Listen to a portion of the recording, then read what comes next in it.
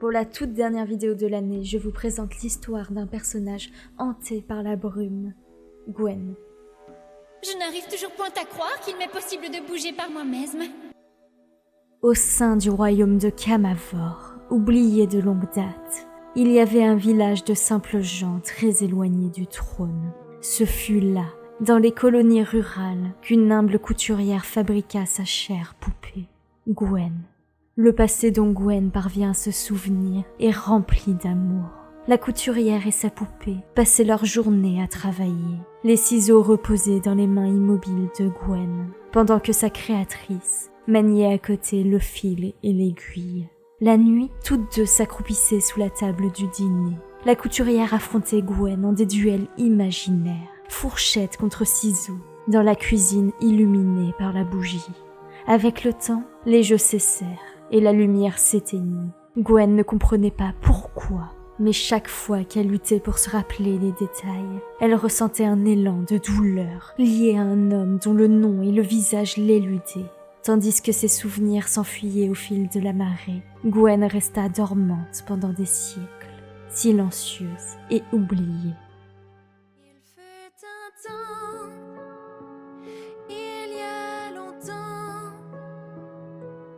l'amour en tout point, un rêve trop succinct. Il fut un temps, cette douce main m'a été volée, je n'ai pu l'oublier. Une nuit, ses yeux s'ouvrirent. Gwen s'était réveillée sur une plage sombre, loin de chez elle. Une magie qu'elle ignorait avait fait d'elle une fille bien vivante, qui pouvait mouvoir ses mains et ses pieds par elle-même.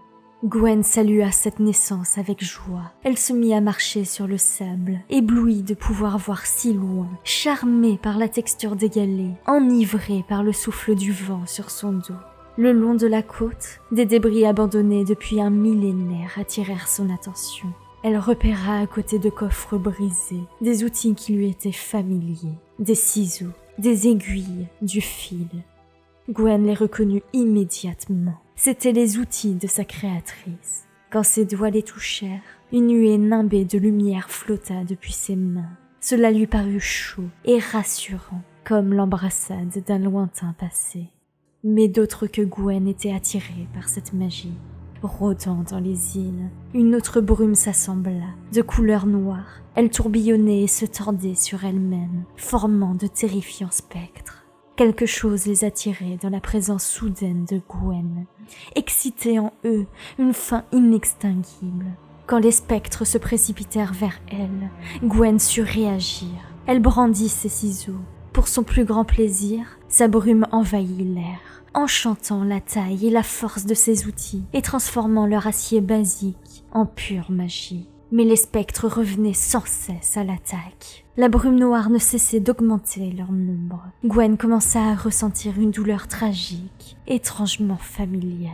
Au milieu des spectres, des souvenirs refoulés refirent surface. Des images de sa créatrice lui revinrent. Elle était malade, blessée, elle agonisait dans l'angoisse. Auprès d'elle se trouvait un homme qui tourna finalement son visage vers Gwen. Viego. Désemparée, je le regardais appliquer son plan, bien plus qu'étouffant, amour toxique qu'elle a payé, sans vie dans ses bras, sans vie telle une poupée. Se rappeler son nom fut un choc qui jeta Gwen à genoux. Les moments passés auprès de sa créatrice, en un temps plus simple et plus heureux, lui revinrent. Elle jeta un nouveau coup d'œil à ses ciseaux. Ce fut alors qu'elle réalisa quelque chose d'incroyable.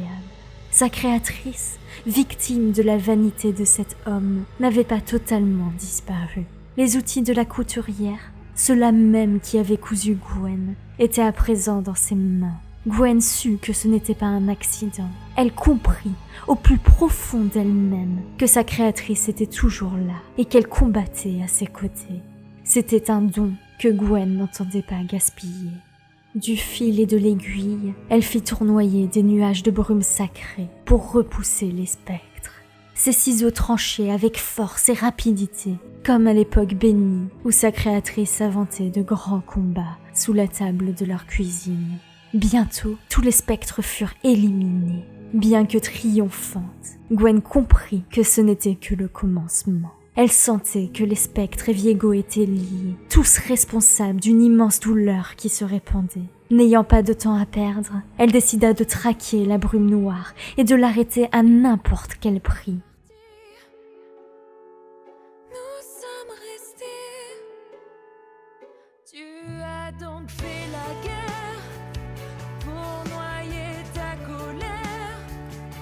Oui, mais ton règne touche à sa fin. Rends donc son entrave. Garde juste ses souvenirs. Le roi déchu, un homme faible, le genre à prendre, car il le veut. Il me l'a pris sans même lui demander. Gwen s'attendait à ce que la tâche fût dure, mais elle bénissait chaque journée de son existence. Elle ignorait combien de temps cela durerait. Ayant reçu la chance extraordinaire de naître à la vie, Gwen choisit de se mettre au service du bien contre toute adversité. Elle voyage dans tout Runeterra, déterminée à restaurer la joie de ceux qui souffrent. Pour Gwen, chaque moment est précieux, chaque pas doit suivre un but.